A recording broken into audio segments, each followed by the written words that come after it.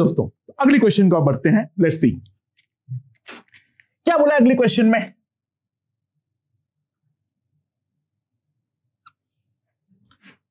देखो, दो पार्टिकल है जो इनिशियली सेम पॉइंट पर था। दो पार्टिकल इनिशियली सेम पॉइंट पर था। दोनों के बीच में दोनों जो लाइन है, इनके बीच में एंगल है अल्फा। जो पहला वाला पार्टिकल है वो हमारा कांस्टेंट स्पीड v से मूव कर रहा है, ठीक है। ये कांस्टेंट है। और दूसरा वाला पार्टिकल इस लाइन के अलोंग मूव कर रहा है, इनिशियल वेलोसिटी 0 और एक्सीलरेशन इक्वल्स टू a के साथ। तो सवाल यह है, find the least value of magnitude of relative velocity between the two particles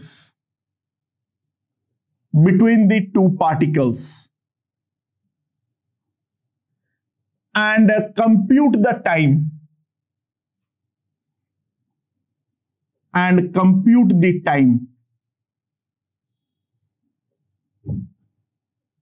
when it occurs।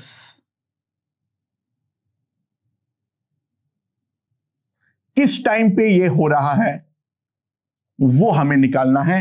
तो दोनों के बीच का रिलेटिव वेलोसिटी का मिनिमम वैल्यू हमें निकालना है, और दूसरा किस टाइम पे ये वाला चीज हो रहा है वो हमें निकालना है। सो दोस्तों, दोनों पार्टिकल को नाम दे देता हूं P और Q। Let's stop P। Let's stop P, ठीक है। अच्छा, P को अगर मैं स्टॉप कर देता हूं तो इन दैट केस Q का मोशन कैसे होगा। ध्यान देना, Q के पास जो इनिशियल वेलोसिटी होगा वो इस डायरेक्शन में v होगा, और इसका जो एक्सीलरेशन होगा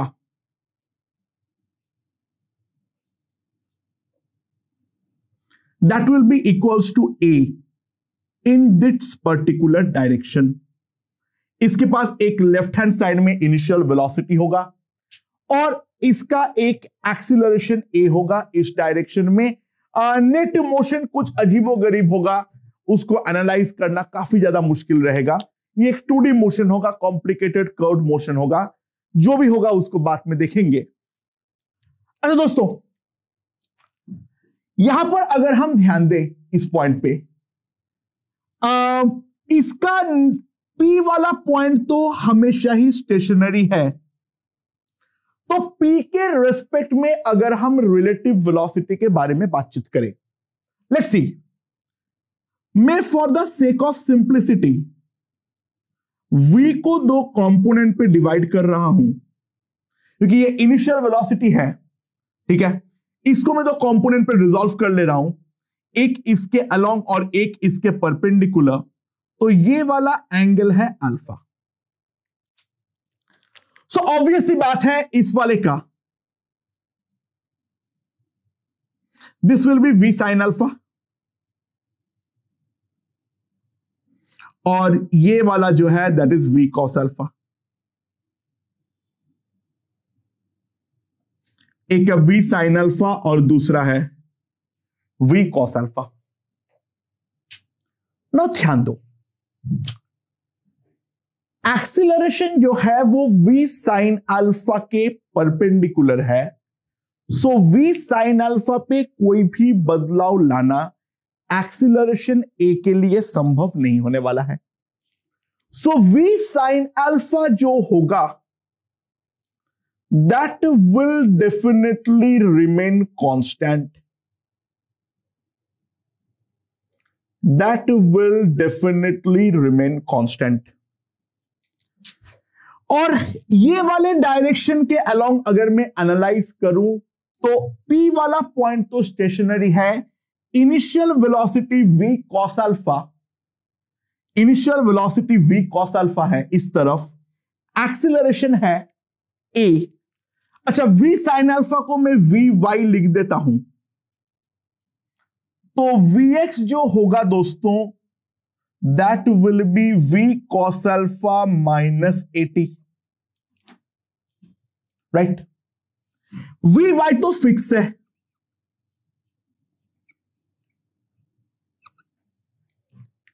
राइट।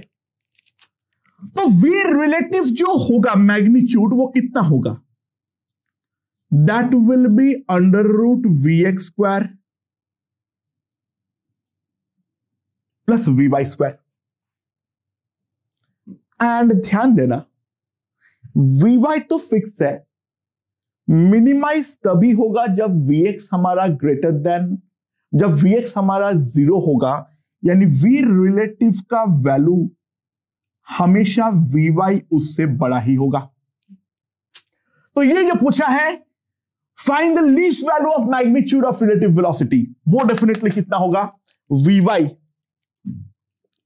तो v रिलेटिव का मिनिमम वैल्यू आने वाला है v sin अल्फा, और कब होगा, occurs when vx equals to 0, यानी v cos alpha minus 80 equals to 0, तो t आ जाएगा v cos alpha upon a। तो इस टाइम पे हमारा दोनों पार्टिकल के बीच में जो रिलेटिव वेलोसिटी का मैग्नीट्यूड होगा वो हमारा मिनिमाइज्ड होगा। हाँ, एक के रेस्पेक्ट में दूसरे का मोशन को देखना बहुत मुश्किल है, क्योंकि इसके पास एक x कंपोनेंट होगा, एक y कंपोनेंट भी होगा, x कंपोनेंट वेरिएबल भी होगा, वो एक अजीबोगरीब कर्व्ड पाथ बनेगा, जो भी बनेगा भाड़ में जाए। बट जो मिनिमम रिलेटिव वेलोसिटी तभी होगा अगर इस डायरेक्शन में, यानी जिस डायरेक्शन में रिटार्डेशन है उस डायरेक्शन के अलोंग हमारा नेट वेलोसिटी 0 हो जाए, और जो मिनिमम वेलोसिटी आएगा वो हमारा perpendicular component of the velocity, वो हमारा v sin अल्फा आएगा। आई होप ये समझ में आया होगा। ओके, तो अगले क्वेश्चन की ओर बढ़ते हैं। लेट्स सी क्या है।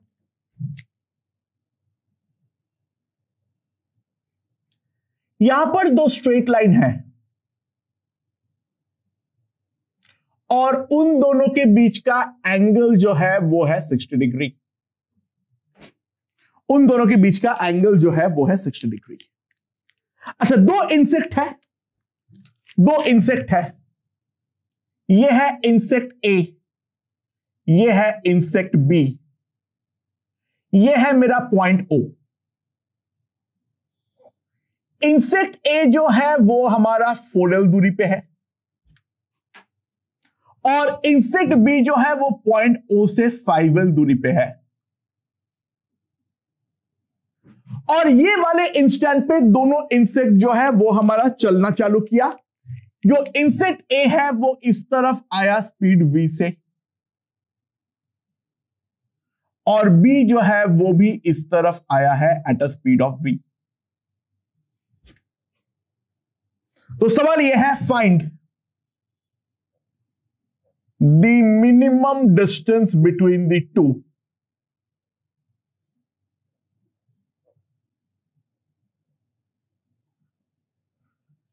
Find the minimum distance between the two and the time at which it occurs. Okay, किस टाइम पे ये हो रहा है और दोनों के बीच का मिनिमम डिस्टेंस कितना है।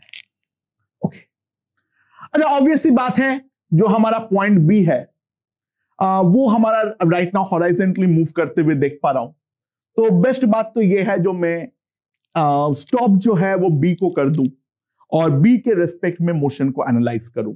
ठीक है, देखने में आसानी होगी, बाकी कोई फर्क नहीं पड़ता है।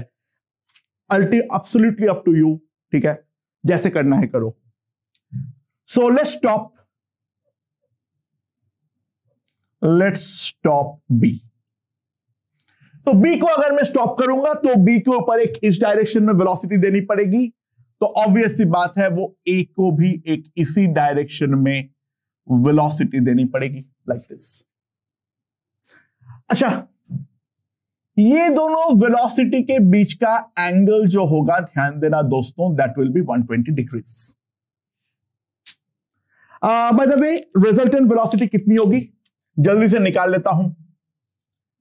V resultant will be equals to under root V square plus V square plus 2V square cos 120 degree, that is minus half, that is equals to V। और दोनों के साथ 60 डिग्री बनाते हुए ही ये वाला पार्टिकल मूव करेगा, यानी किसी के साथ भी इक्वल वेलोसिटी है तो किसी के साथ भी 60 डिग्री बना लो, उसके साथ बनाते हुए वो मूव करेगा। Okay, so now let's see, let's draw. ये 60 लग नहीं रहा है, अच्छे से बना लेते हैं। अब ये लग रहा है 60, ठीक है। सो ये वाला पार्टिकल O है और ये वाला पार्टिकल जो है, तो ये डिस्टेंस जो है वो है 5L, ठीक है। अच्छा, O जो मूव करेगा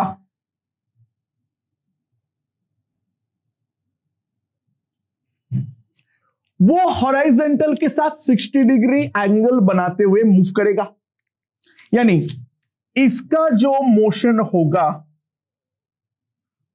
वो कुछ इस प्रकार से होने वाला है। इसका जो मोशन होगा वो कुछ इस प्रकार से होने वाला है, समथिंग लाइक दैट।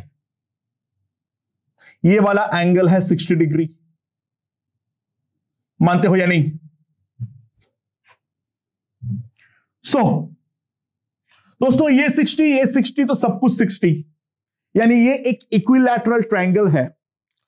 तो ये अगर मेरा A है, ये मेरा O है, ये वाला पॉइंट का नाम मैं C दे देता हूं, तो OC जो होगा वो भी मेरा 4L होगा, क्योंकि ये एक इक्विलैटरल ट्रायंगल है। सो CB जो होगा that will be equals to L। और मिनिमम डिस्टेंस निकालने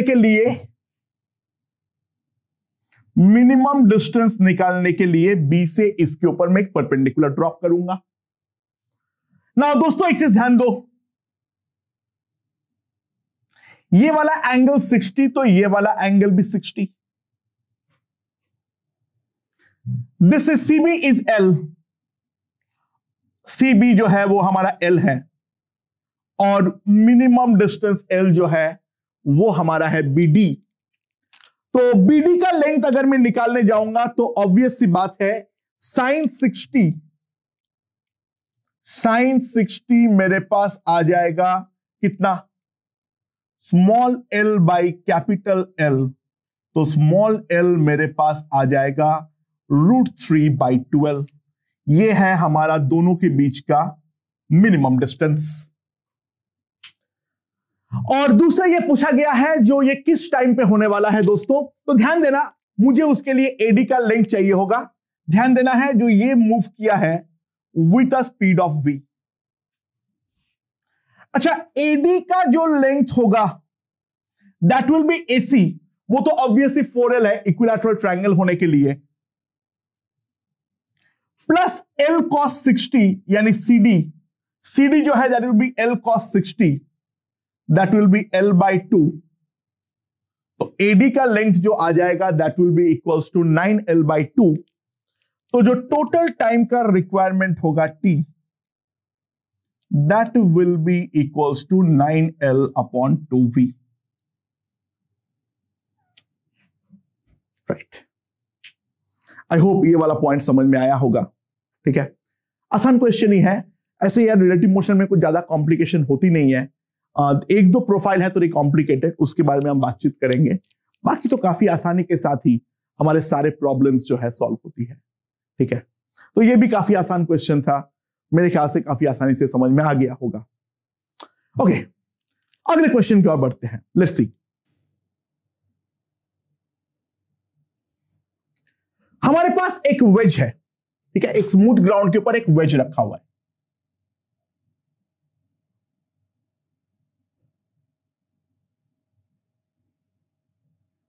ये जो एंगल बनाता है वेज, ये जो एंगल बनाता है वेज,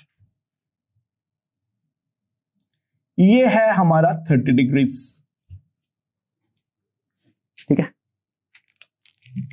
सो वेज का ये वाले पॉइंट से मैंने एक पार्टिकल को प्रोजेक्ट किया 10√3, एकदम लोएस्ट मोस्ट पॉइंट से 10√3 मीटर पर सेकेंड से मैंने प्रोजेक्ट किया, यहां से 60 डिग्री एंगल बनाते हुए। उस इंस्टेंट पे वेज जो है वो खुद भी इस तरफ मूव करना चालू किया विथ 10√3 मीटर पर सेकेंड। तो calculate the time, calculate the time. Wedge का स्पीड कांस्टेंट है when the particle hit the wedge. It's more a question of projectile rather than relative. But इसको अगर हम रिलेटिव से सॉल्व ना करें, first step में अगर हम रिलेटिव ना लगा दें तो काफी ज्यादा मुश्किल होने वाली है। सो ऑब्वियसली बात है, हमें वेज को स्टेशनरी चाहिए होगी। तो सबसे पहले पार्टिकल का वेलोसिटी को मैं दो कंपोनेंट पे रिजॉल्व कर लिया। 10√3 का ये कोसाइन कंपोनेंट है, दैट इज 5√3, और ये साइन कंपोनेंट है जो कि 15 है। ठीक है, तो लेट्स स्टॉप द वेज।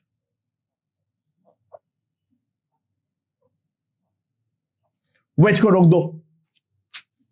तो वेज को रोकने पर ऑब्वियसली बात है इसके एक्सेलरेशन पे कोई इफेक्ट नहीं पड़ेगा, क्योंकि वेज जो है उसके साथ ग्रेविटी का कोई संबंध नहीं है। राइट, यहां पर दो प्रोजेक्टाइल नहीं चल रहे, यहां पे तो सिंगल प्रोजेक्टाइल ही है। राइट, तो वहां पर जो सिनेरियो होगा दोस्तों, ध्यान देना,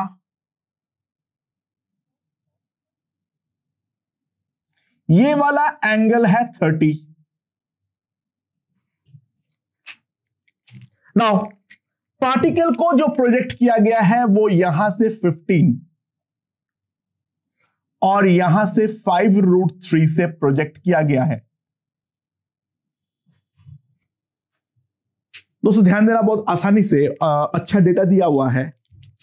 तो जो एंगल ऑफ प्रोजेक्शन आ जाएगा इसके रिलेटिव में, वो भी 60 डिग्री आ जाएगा इस डायरेक्शन में। ऑब्वियसली बात है, 5√3 का केवल डायरेक्शन बदला है, मैग्नीट्यूड में कोई फर्क नहीं पड़ा है। तो वो अगर 60 डिग्री है तो इधर भी एंगल जो बनेगा वो डेफिनेटली हमारा 60 डिग्री ही बनने वाला है। सो ये हमारा 5√3 इस तरफ, 15 इस तरफ, एंगल है 60। तो नेट स्पीड जो आ जाएगा दैट विल बी 10√3, वो भी तो फिक्स ही रहेगा। सो नाउ अब हम लोगों का प्रोजेक्टाइल इन अ इंक्लाइंड आ चुका है। तो प्रोजेक्टाइल इन अ इंक्लाइंड आने का मतलब क्या है, ध्यान देना, पूरा मोशन को हम इंक्लाइन के अलोंग और परपेंडिकुलर डायरेक्शन में देखेंगे। सो 10√3 इज द वेलोसिटी, ये 30 है, 10√3 ऐसे प्रोजेक्ट किया गया है। सो ये भी हमारा है 30 डिग्री। सो 10√3 का दो कंपोनेंट है, वेज के कंपोनेंट, वेज के अलोंग और वेज के परपेंडिकुलर। तो ये जो हो जाएगा वो हो जाएगा 10√3 cos 30, और ये जो हो जाएगा दिस विल बी 10√3 sin 30। तो sin 30 जो है दिस विल बी 5√3, और ये जो हो जाएगा this will be simply 15। Wedge के अलोंग। एंड दूसरा जी जो है वो इस डायरेक्शन में है, जी का भी दो कंपोनेंट होगा, एक ऐसा और एक ऐसा। ये वाला एंगल है 30 डिग्री, ये वाला एंगल है 30 degree, so this is also 30 degree. So ये जो हो जाएगा that will be equals to g cos 30, यानी दैट विल बी 5√3, और ये वाला कंपोनेंट हो जाएगा 5। तो अगर मैं एक्स एक्सिस और वाई एक्सिस कुछ इस प्रकार से लूं, ये मेरा y है, ये मेरा x है, ये मेरा y है, ये मेरा x है। So y is equals to 5√3 into t minus half into 80 square 5√3 into T square, right. So simply जिस टाइम टी नॉट पे हिट करेगा वहां पर मेरा y वापस 0 होना चाहिए, क्योंकि पार्टिकल कुछ ऐसे जाके हिट करेगा, y डिस्प्लेसमेंट हमारा 0 होना चाहिए।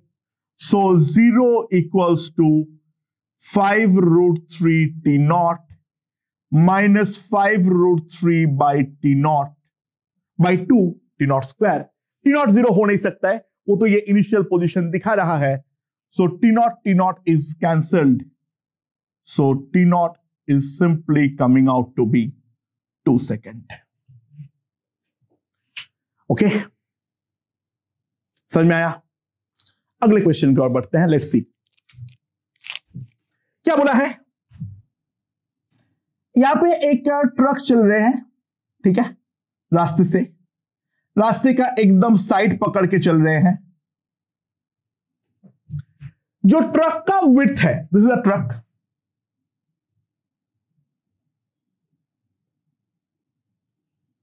ये ट्रक का विड्थ है 2 मीटर।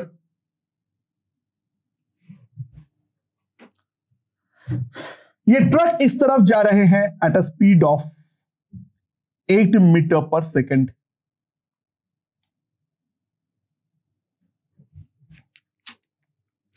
नाउ यहां पर एक पार्टिकल है 4 मीटर के दूरी पे। पार्टिकल मतलब मैन है कोई, ठीक है, कोई बंदा है, ठीक है। He wants to cross the road, ये इस तरीके से क्रॉस करना चाह रहे हैं, कहीं पर भी क्रॉस कर सकते हैं, बस उसको ट्रक को पार करके चले जाना है। बंदा किसी भी डायरेक्शन में चले, डायरेक्शन उसके हाथ में है, वो वी से चल सकता है। तो calculate we mean to cross the road safely.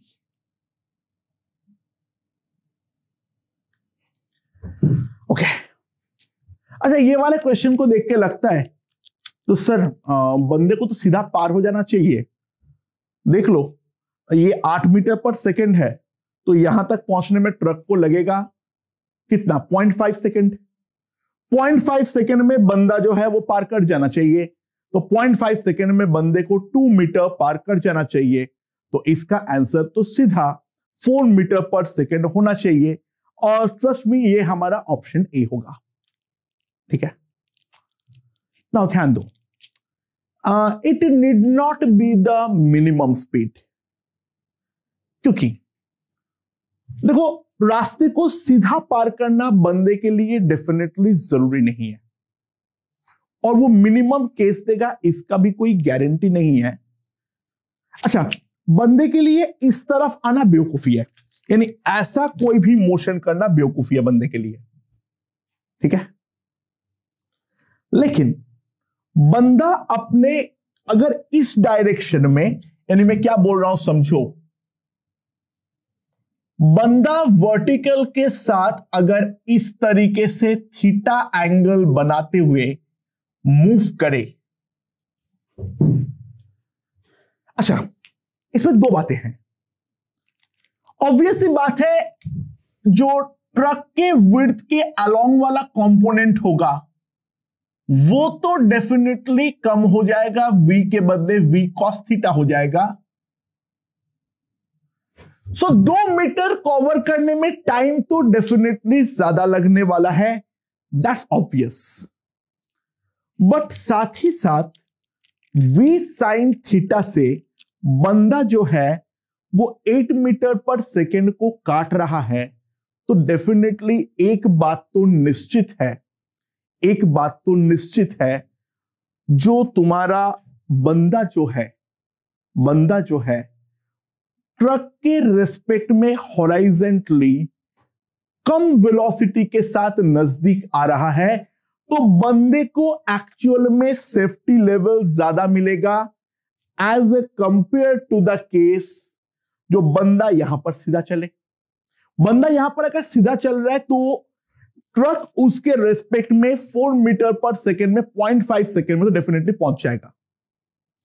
Truck को पहुंचने में डेफिनेटली 0.5 सेकेंड जो है उतना ही लगने वाला है। बंदा अगर सीधा चलेगा, हां बंदा सबसे जल्दी इसको क्रॉस कर जाएगा, दैट्स फॉर श्योर, क्योंकि वहां पर जो उसको वेलोसिटी है पूरा 2 मीटर की तरफ दे रहा है, वो बात ऑब्वियस है। लेकिन अगर वो टेढ़ा चल रहा है तो मैं मानता हूं जो इस डायरेक्शन में 2 मीटर के अलोंग कवर करने में टाइम ज्यादा लगेगा, तो ट्रक को भी तो अब ज्यादा हॉराइजेंटल डिस्टेंस कवर करना पड़ेगा, या फिर ऐसे बोलो बंदे के रेस्पेक्ट में ट्रक का जो स्पीड होगा वो 8 से घट के क्या हो जाएगा, 8 से घट के मतलब 8 मीटर पर सेकेंड से घट के 8 माइनस v साइन थीटा हो जाने वाला है, राइट। तो यहां पर टाइम बढ़ रहा है तो इधर भी तो टाइम बढ़ रहा है, तो ये हम कैसे कह सकते हैं जो मिनिमम टाइम सीधा ही चलने पर होने वाला है। तो ऑब्वियसली बात है हम नहीं कह सकते हैं, तो बेस्ट तरीका ये होता है लेट्स स्टॉप द ट्रक। तो ट्रक को अगर हम रोके, let's stop the truck. So truck को अगर हम रोकते हैं तो ट्रक को हमें 8 मीटर पर सेकेंड से दे देना पड़ेगा। सो ऑब्वियस सी बात है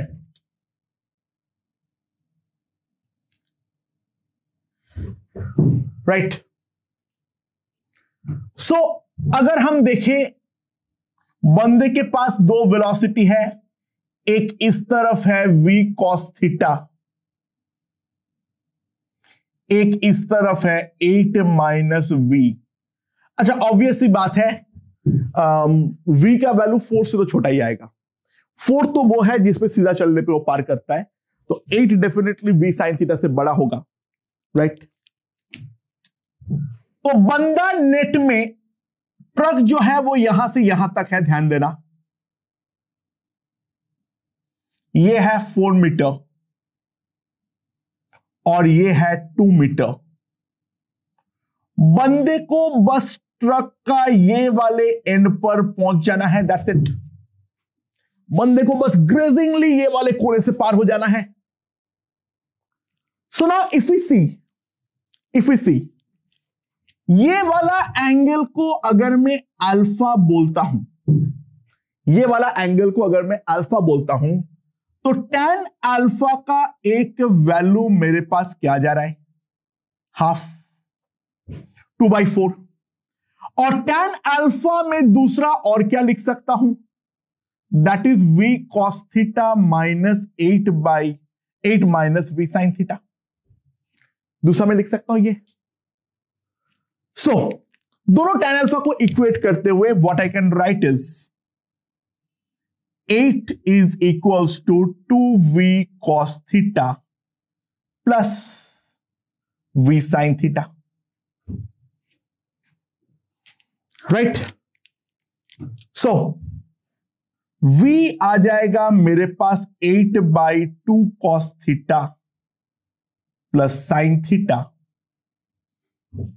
अब हम लोग एक चीज जानते हैं, a cos x plus b sin x का जो हमारा मैक्सिमम वैल्यू होती है that is under root a square plus b square. So V minimum तब होगा जब नीचे वाला क्वांटिटी हमारा मैक्सिमम होगा,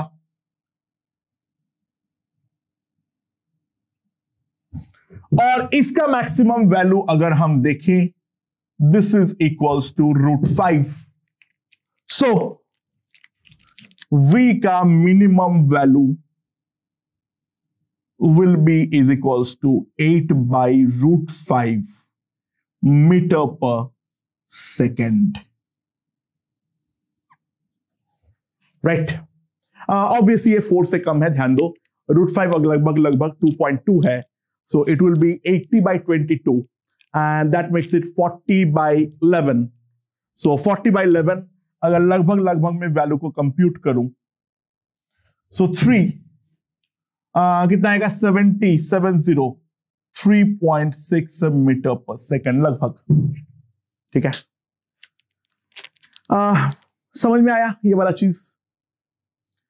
बंदे को क्यों सीधा नहीं चलना जरूरी है, वो बात समझना इंपॉर्टेंट है फिजिकली, क्योंकि बंदा सीधा चलने पर डेफिनेटली उसको 2 मीटर तो वो जल्दी कवर कर लेगा, लेकिन ट्रक का वेलोसिटी को कैंसिल करने के लिए बंदा जरा सा भी एफर्ट नहीं मार रहा है. तो उस केस में तो ट्रक सबसे जल्दी बंदे के पास पहुंच जाएगा. तो बंदा अगर इस तरफ 2 मीटर की तरफ अपना टाइम को बढ़ा रहा है, तो ट्रक जो है वो पहुंचने में भी तो टाइम डेफिनेटली बढ़ेगा. सो कुल मिला के बात यही है, जो देयर इज नो गारंटी जो बंदे को वर्टिकल ही जाना चाहिए ऐसे केसेस में, क्योंकि हम ऑब्वियसली देख सकते हैं नहीं है, ये हम निकाल सकते हैं किस एंगल पे जाना है. अगर हम देखें एक बार, यहां पे अगर एंगल निकालने के लिए कोई बोले तो 2 cos theta plus sine theta, तो मैं √5 से मल्टीप्लाई डिवाइड कर दूं, that is 2 by √5 cos theta plus 1 by √5 sin theta. And इसको मैं ले लूंगा sin अल्फा, इसको मैं ले लूंगा cos alpha. So this is √5 sin of alpha plus theta. इस चीज को मैक्सिमाइज करना है, सो अल्फा प्लस थीटा. ठीक है, अच्छा एक मिनट, वो वाले अल्फा के साथ इसको अल्फा नहीं लेके बीटा ले लेता हूं, वरना कंफ्यूज हो जाओगे. Sorry, beta plus theta. तो अल्फा बीटा प्लस थीटा मेरे पास क्या आ जाएगा, that must be equals to pi by 2, right? That must be equals to pi by 2. तो जो थीटा उसको लेना पड़ेगा, that will be equals to pi by 2 minus beta. tan beta का value है 2, tan बीटा का वैल्यू है 2.